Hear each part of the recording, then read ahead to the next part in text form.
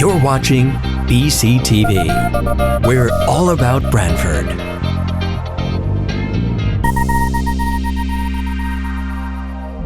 You're watching BCTV, Branford Government Television, a service of Branford Community Television. This program is brought to you in part through the support of the town of Branford.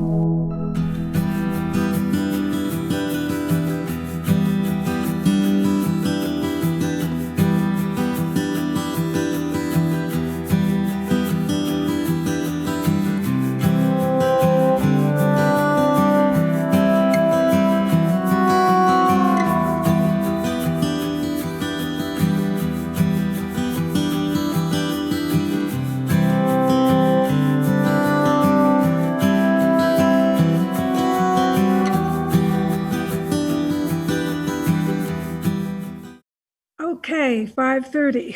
I would like to officially open up Board of Police Commissioners at by way of Zoom for March 8th, on March 8th, 2021 at 5:30. Have a call to order. Do I have an approval of the minutes for the February 16th meeting? So moved. Make a Second?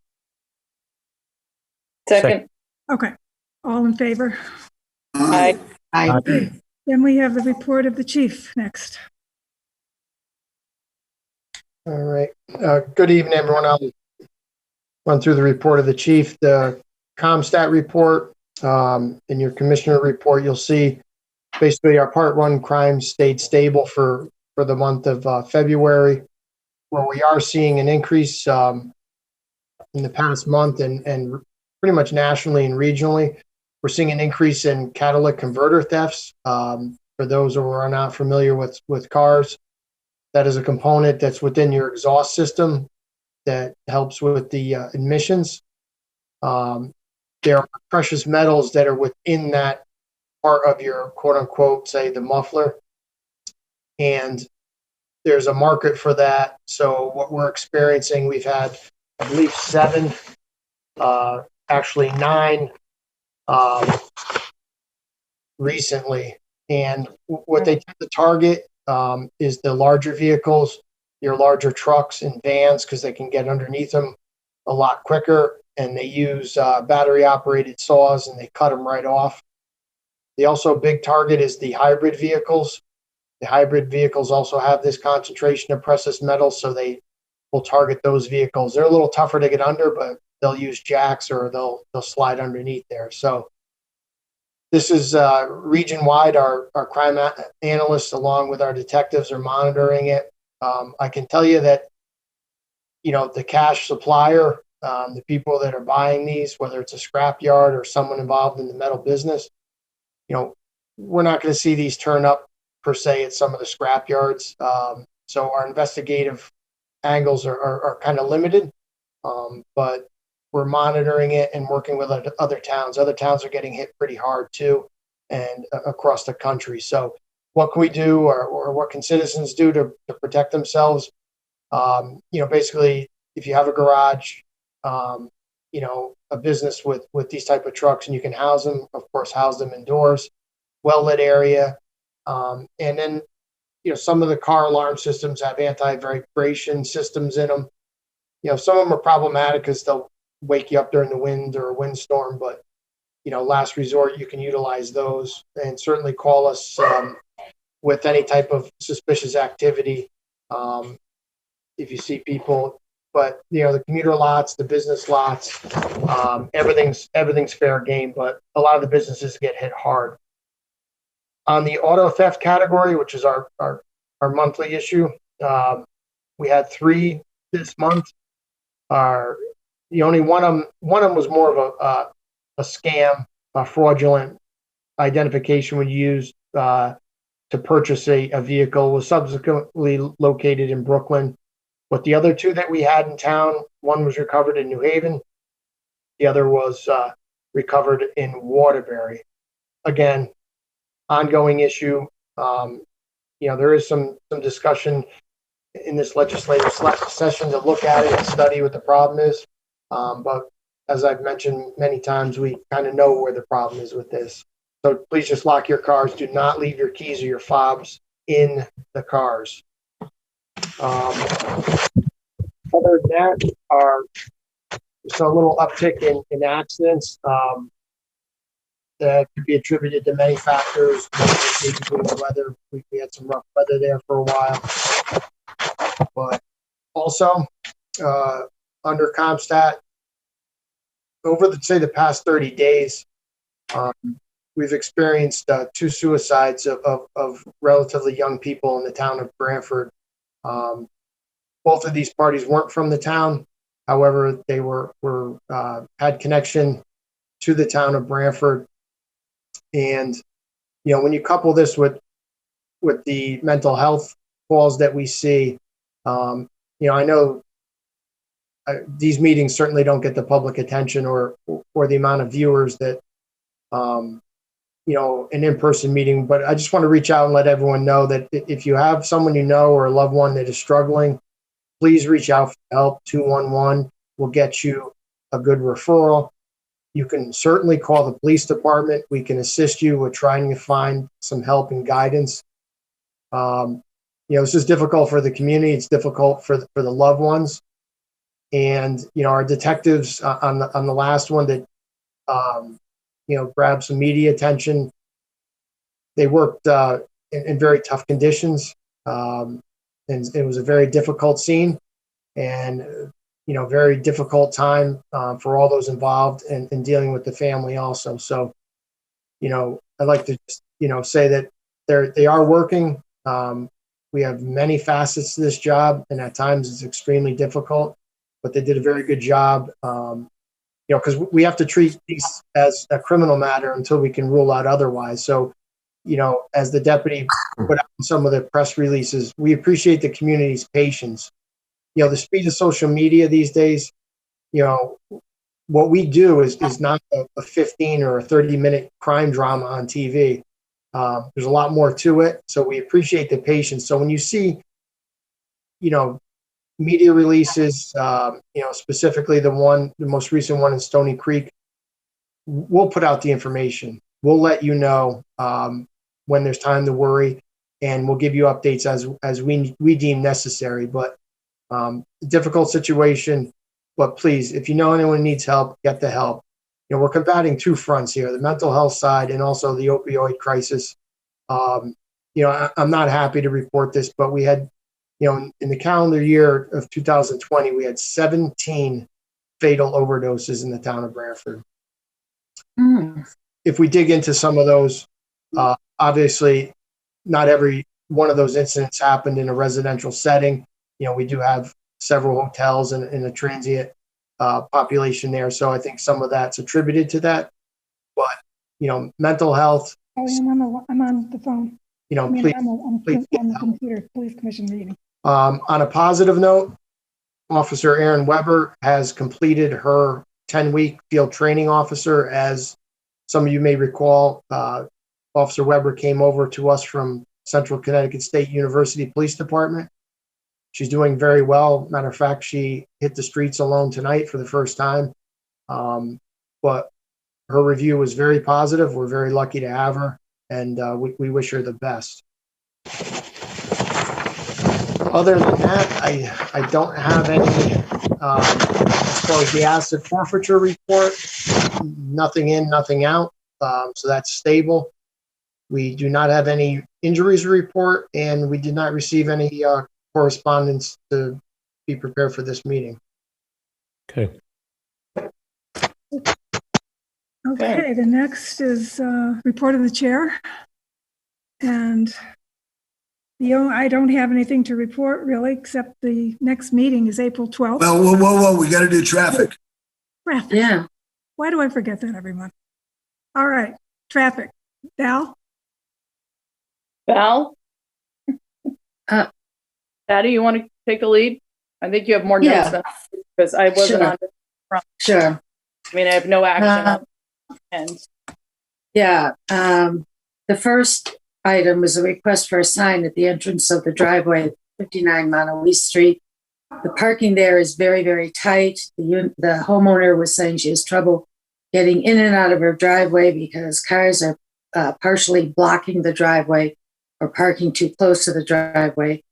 Lieutenant Ramey and I went out and looked at it, and it is tight. But at this point, the lieutenant would like to do a little bit more research. So there'll be no action at this time, but he'll have a recommendation for the next meeting. It's an automatic reflex. If I know you're coming, I would. Okay. Is that? No, go ahead. Okay. Keep going. Okay, the second one is a request for signage for dead end and or no outlet, resulting in additional unnecessary traffic unknowingly driving onto Monowee Street and realizing both Monowee Street, train tracks, and Old Pine Orchard Road are both dead ends and no outlets. Again, the committee decided and recommends no action. The next one is. Can I bring up one, Patty? Can I just bring up one thing, which is Sure. on the very first item? We said we're going to look into it and bring it up again Correct. at the next meeting. I Okay. did say that. Okay. Sorry, my bad. That's okay. That's okay. The next one is a request for signage for no parking within 20 feet of an intersection. Specifically, this is in the middle of the intersection where the telephone pole is next to the beginning of Monowee Street. Again, at this time, the traffic committee is recommending no action. The next one is for a request for signage for no parking within 30 feet of a stop sign. The stop sign is on the corner of Monowee and Pine Orchard. Again, the traffic committee is recommending to the commission no action. Okay. Request for new a one-way do not enter sign, excuse me, at the entrance of Bungalow Drive. Again, things are really tight in that part of the town. Roads are very narrow. The committee is recommending no action at this time. The next item is a request for a removable speed bump at Clark Avenue and Beach area. Lieutenant Ramey, did you say you put a speed trailer there or you're going to? That's something I was going to look into to possibly get the speed trailer there when the weather starts getting nice. Also put some officers down there to see if they have any complaints or any feedback with high speeds. Okay. So at this time, there's really no action. We'll have more for the next meeting. Correct. And then the last one is the striping on Indian Neck near the brewery. We discussed this in the traffic committee meeting and realized that this is a maintenance issue that needs to go to the DPW. So there's really no action on our part. Well, let me just add there that it's already been dealt with, and it's in You're the correct. process of being taken care of. You're correct. Thank you.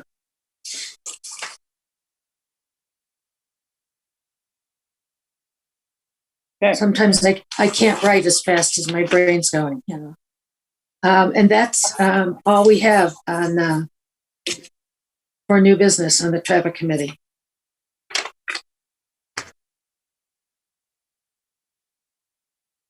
Okay. Are we going to do old business? Well, old business, there really wasn't much of an update other than no action is going to be taken at this time, that the slow children at play was determined that's not necessarily an effective tool. And if it becomes a real problem, there are other things that can be done. But right now, it's the recommendation of the committee that no action be taken.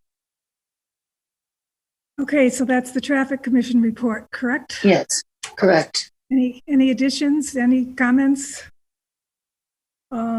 Next, we move to report of the chair, and as I said before, I'm sorry, excuse me, Jill. pardon? Can we get a motion to approve the traffic committee and the recommendations? Yeah. Motion to approve Thank you. traffic committee and recommendation. Second. All in Thank you. favor? Aye. Aye. Aye. Okay, jumping again the third time to the report of the chair. I don't have anything. The only thing I can tell you is mark down April 12th for the next meeting. Same time, same place. Okay. All right. I have one comment I'd like to make, which is that, and Patty, you wouldn't know this, but every year we have to elect officers for the the Board of Police Commissioners. Usually we do it in January. It's now March, so we need to do that. It needs to get on the agenda for next time. Okay. For the April meeting, you mean? Yes. Okay. All right. Okay, do I hear a motion to adjourn? So moved. Whoa. Oh, Well, Before we run, if we could just hold off for a second, I neglected to mention two things. One was I wanted to thank the fire department with their cooperation and assistance down in Stony Creek the other day. They were instrumental in getting us into the marsh area through the trail, and they dedicated a lot of resources and time that were really beneficial. And I want to thank the chief and the men and women of the department. Again, we have a very strong relationship with them, and it shows in these times, and I appreciate that. Also, I neglected to mention that ties into the mental health issue, and I don't want the deputy to escape this right now, but I'd just like to give him the floor for a minute and let him just briefly go through an overview of a project that he's been working on. As you know, the Police Accountability Bill, there's a provision in there that we must study the use of social workers in police. And we had to present a study or a proposal of what we thought, and the deputy crafted that, and it was very well done. So he's been working on that, and then also with Margaret Liberta at HR and Pete Semino about a possible partnership with them. So if everyone's okay, if I could just turn the floor over to him for a few minutes. Sure. great. So something we've been working on, it's still in the development phase, but it's a program that will involve the use of a social worker working here out of our agency alongside police officers.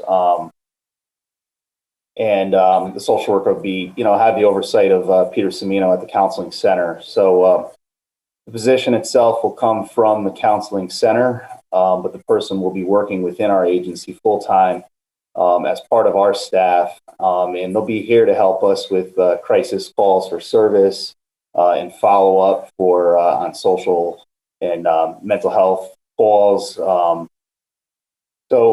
what we're hoping to develop is follow-up oversight on these calls, the ability of the agency to connect people to services and do referrals. So that's what we're working on. Again, the ask would come from the counseling center. It'd be a position within the counseling center, but working alongside our officers on a full-time basis.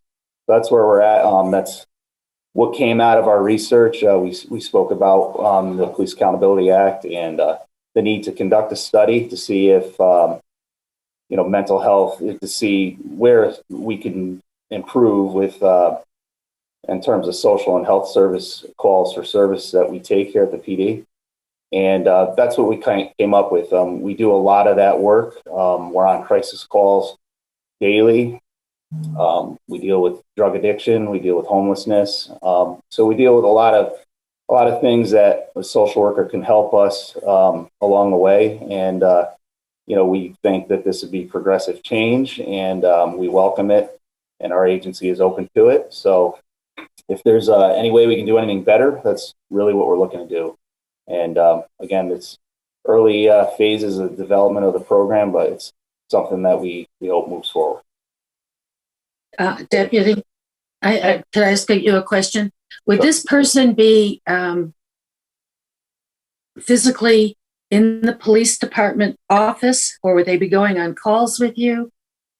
How So does they'd that be, work? they'd be doing both. So we're hoping that their office is here. They work with us. They have a place here within our building. They attend roll calls. They work alongside the officers.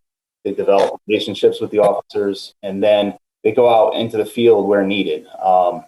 So there'll definitely be a lot of field work and in response, going to calls. It'd be like a second responder. We wouldn't send them to calls for service before we went, but we would go to the calls, make sure the the scene is safe for the social worker to enter, and then at that point, we'd bring in the social worker where needed.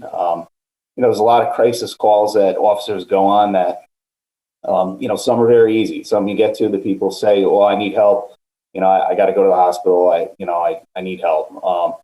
And others, it's not so easy to identify that there's an illness on board, or people don't want to go and receive help. So this person will give us other options. And is this 24-hour, like all 3 shifts, or? No, unfortunately, we wouldn't be able to staff that at this point. So it's a starting point, 40-hour work week with some additional call-ins, after hours or on weekends. So we haven't developed a schedule yet, but I think that, we can't get to a point where we're covered 24/7. Not at this point. Has Peter selected someone already, or are we that far? No, he has not gotten that far. So we still have to ask for the position. So that'll be coming up this season. But that position would not be in our budget, would it? Correct. No, it will not be. It's a position that'll come under the counseling center. Right. So yeah, it won't be on our budget. But we're there to support the position, and you may see my involvement and the chief discussing it in support and in favor of it. So, Deputy Chief Alves, what I would like to ask you is, are there other towns in our area that have already done this, or are we leading the charge? How does it, the big picture? I don't see other towns locally that have done it in this manner. There are some nationwide, and it's definitely, we're seeing more and more of it in police work. So the program we're developing fits an agency our size, and there's other programs that are larger and throughout the country, some of which are very large, that involve multiple social workers or responses with paramedics. This is just something that will fit us, fit our size, and I don't know of any other that are close by that are starting a program like this. Thank you.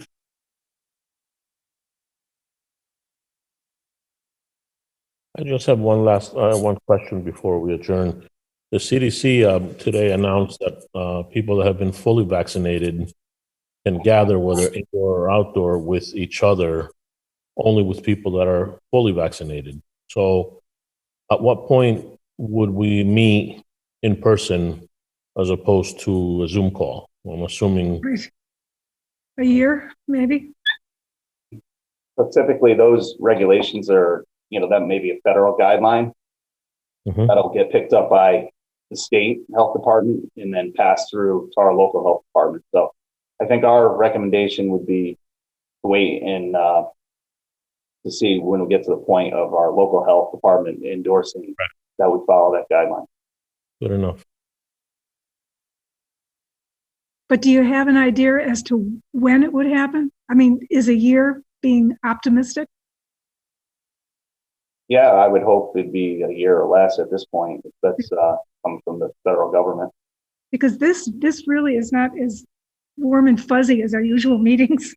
It's different when you can't, just make eye contact with people, or, it's just different. Okay. All right. Could I make a motion to adjourn? Yes. I second. All in favor? Aye. Aye. Thank you, everyone. Thank you. Take care. Thank you. Good night. Bye-bye. Take care, everyone. Bye.